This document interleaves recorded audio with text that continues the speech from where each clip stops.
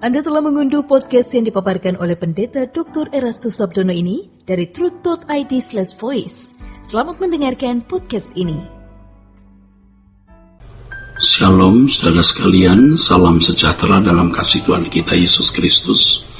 Kebenaran hari ini 20 Juli berjudul Terpisah dari Dunia. Banyak orang Kristen selama bertahun-tahun mengalami pergumulan, merasa selalu gagal menyenangkan hati Allah. Sementara itu merindukan sebuah kehidupan yang tidak bercacat dan tidak bercela, kehidupan yang sempurna. Karena selalu gagal, maka sampai pada tingkat tertentu, mereka menjadi putus asa dengan berpikir, apakah mungkin saya bisa mencapai kehidupan yang tidak bercacat, tidak bercela, atau mencapai kesempurnaan gitu. Tidak sedikit yang terjebak dalam mental block, artinya sudah tidak lagi memiliki keyakinan, tidak lagi memiliki percaya diri bahwa akan pernah bisa hidup tidak bercacat dan tidak bercela, menyenangkan hati Allah dengan benar. Biasanya orang-orang seperti ini tidak lagi memiliki perjuangan yang memadai untuk mencapai kehidupan yang berkenan di hadapan Allah. Untuk menjawab pertanyaan bagaimana mencapai kehidupan yang tidak bercacat dan tidak bercela, kita harus melihat kehidupan orang Kristen pada abad pertama. Bagaimana Tuhan memisahkan orang-orang percaya dari Yudaisme atau agama Yahudi. Kalau kita membaca kisah para rasul, kita dapat menemukan kisah mengenai Yohanes dan Petrus yang masih pergi ke bait Allah.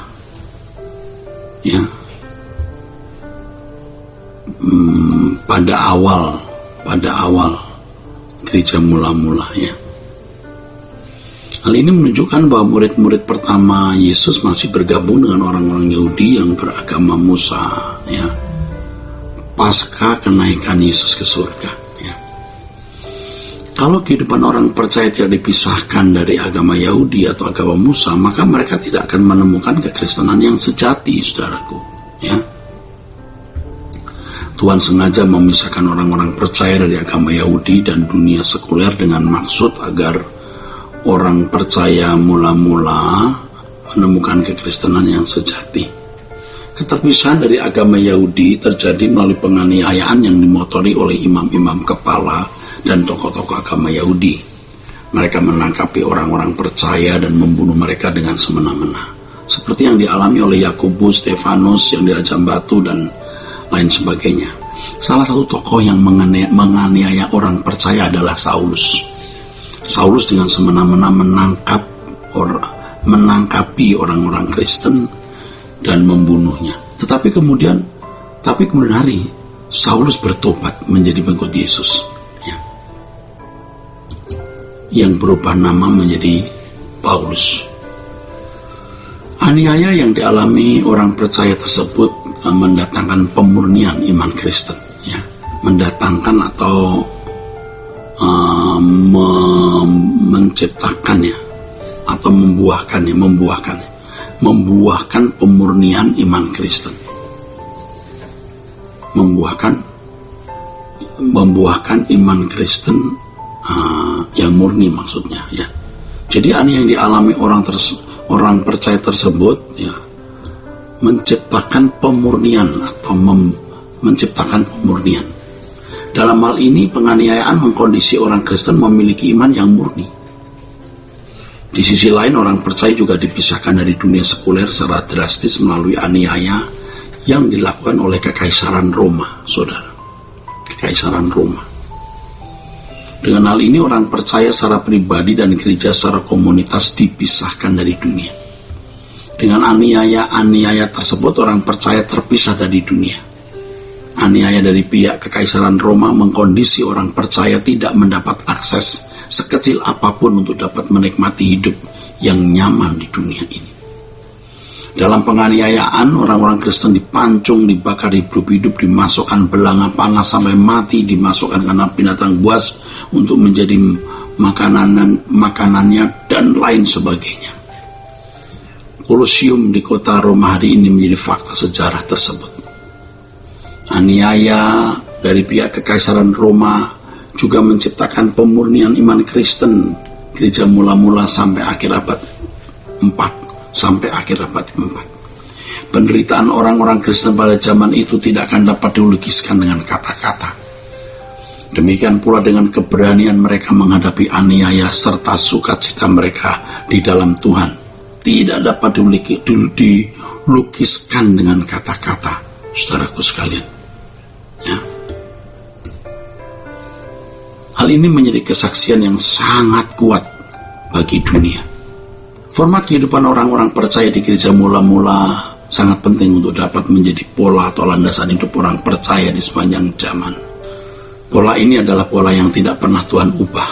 Pada dasarnya orang percaya harus dipisahkan dari pola hidup agamani dan pola hidup duniawi.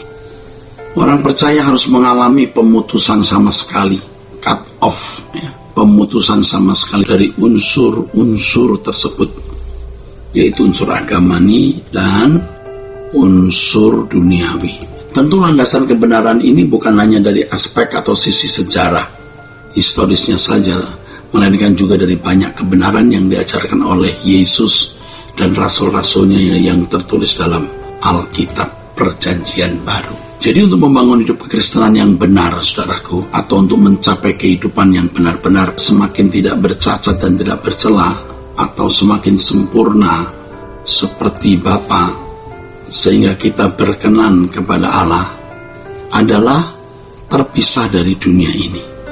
Dalam 1 Korintus 6 ayat 19-20 tertulis bahwa Tuhan telah membeli kita dengan harga yang lunas, cash, sehingga kita menjadi milik Tuhan sepenuhnya. Kita bukan milik kita sendiri. Yesus membeli kita tidak dalam pembayaran secara bertahap atau mengangsur, melainkan tunai, saudaraku, cash. Tuhan membayar kita itu dengan cash. Ini berarti dalam satu kali pembayaran tunai, maka secara de jure atau secara hukum, Tuhan Yesus memiliki kita. Kita sudah menjadi milik Allah sepenuhnya. Kalau kita menjadi milik Allah sepenuhnya, maka kita harus benar-benar terpisah dari dunia ini, dari pola agamani dan pola duniawi. Saudaraku, bisa dimengerti kalau Paulus dalam Kolose pasal 3 ayat 3 mengatakan bahwa kita semua sudah mati dan hidup kita tersembunyi bersama dengan Kristus di dalam Allah. Ini berarti orang percaya telah mati bagi diri sendiri dan mati bagi dunia. Dan sekarang kalau kita hidup hanya untuk Allah. Ya. Orang percaya telah mati bagi dirinya sendiri, bagi diri sendiri, dan mati bagi dunia untuk hidup hanya bagi Allah. Saudaraku sekalian, berangkat dari konsep ini, kita harus berani bersikap bahwa kita juga adalah milik Allah yang sudah tidak lagi dimiliki dunia atau diri kita sendiri. Karenanya prinsip-prinsip hidup Paulus, saudaraku, juga menjadi prinsip-prinsip hidup kita. Kehidupan Yesus juga menjadi prinsip hidup kita yang tidak tergantikan, saudaraku, tidak tergantikan. Puji Tuhan, saudara. Kiranya kebenaran hari ini membuka pengertian kita dan membuat kita makin memahami kebenaran. Tuhan memberkati saudara sekalian. Sola Gracia. Untuk berlangganan renungan harian dalam bentuk cetak, silakan hubungi Truth Literatur di nomor telepon 0878 7870 7000.